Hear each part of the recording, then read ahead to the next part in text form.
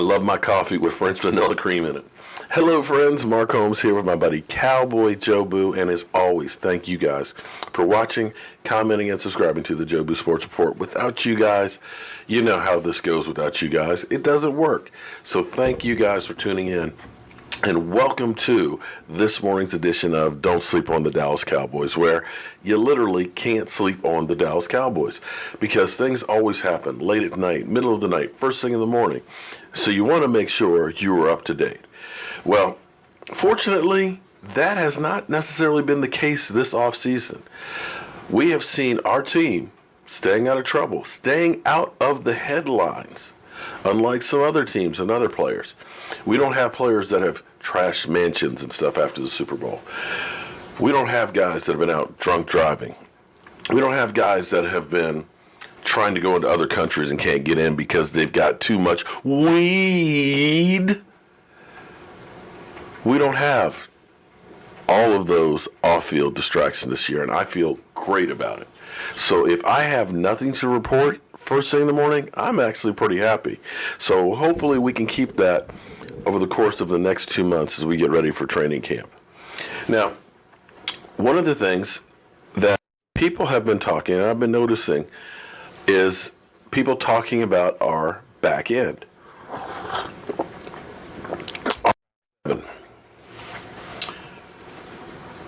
And a lot of people believe that we are building an elite back end, that this group can be special.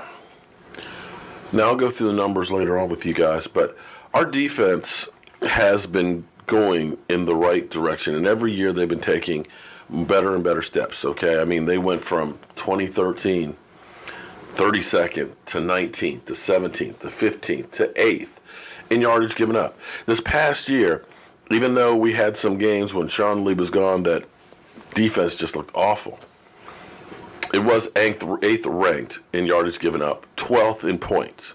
You're in the bottom half. I mean, the top half, which is good.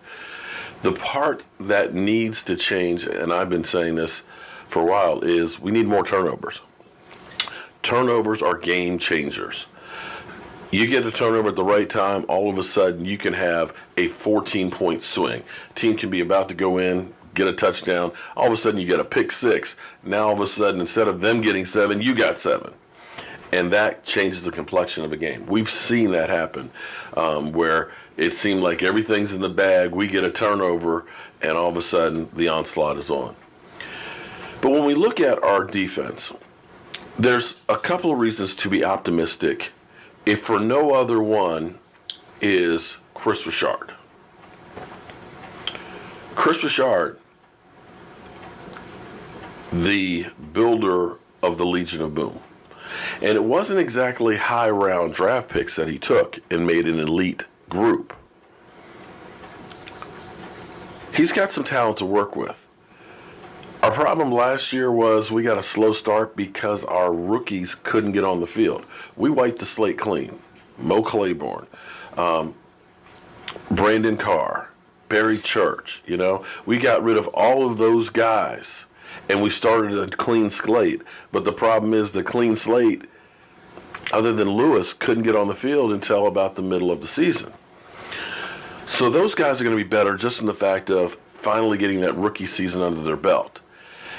And I like the fact that now they're working with Chris Richard, a guy basically taking them, still wet behind the ears, and teaching him everything that he has to teach. That's going to be a big improvement.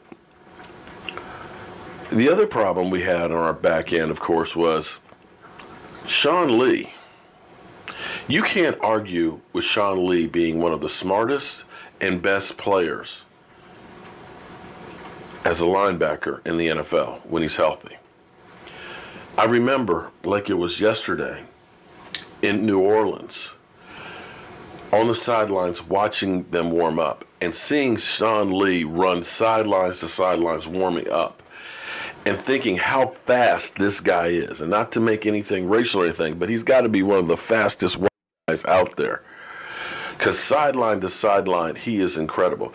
The fact that we've been able to keep him on the weak side, linebacker, is the perfect position for him. One, he's not taking on the big running plays, and he's working with the receivers in the slot. He's chasing plays down from the backside, which is his strength.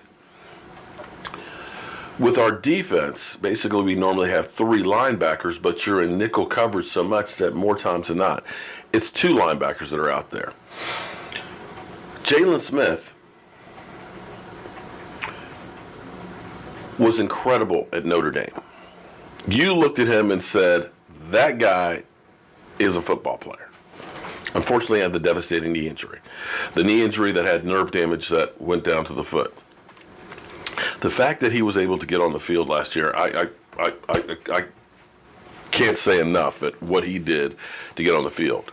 However, the problem with him was he was still really on one leg. Second on the team in tackles. He did a great job for what he had to work with, and that foot was a problem. Now, the instincts were there, the desire was there, it just wasn't the foot was there.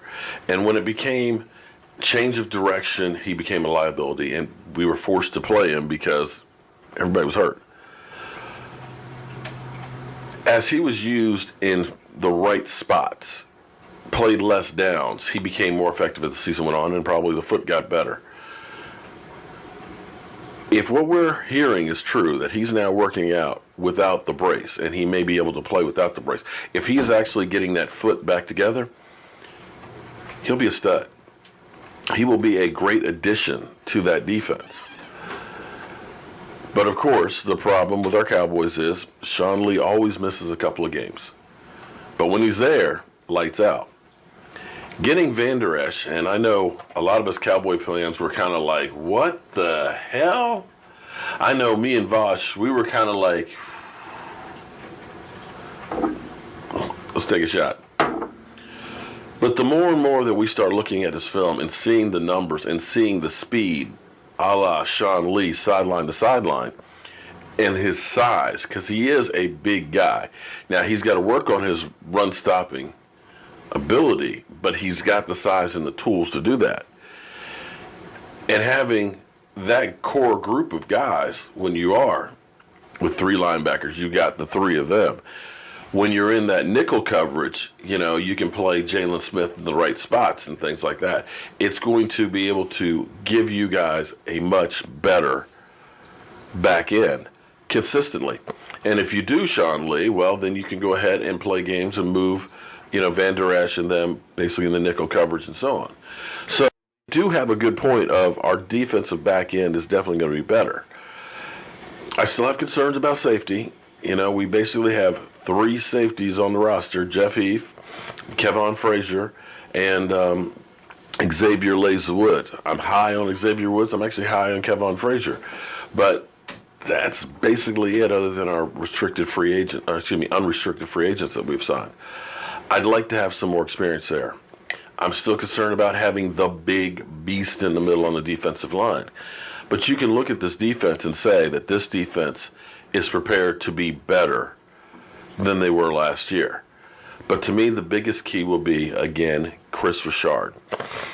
If we can get away from being more of the bend, don't break mentality as far as defensive backfield, where we're literally giving 8-yard cushions because we're not trying to make sure we don't get beat for the big play.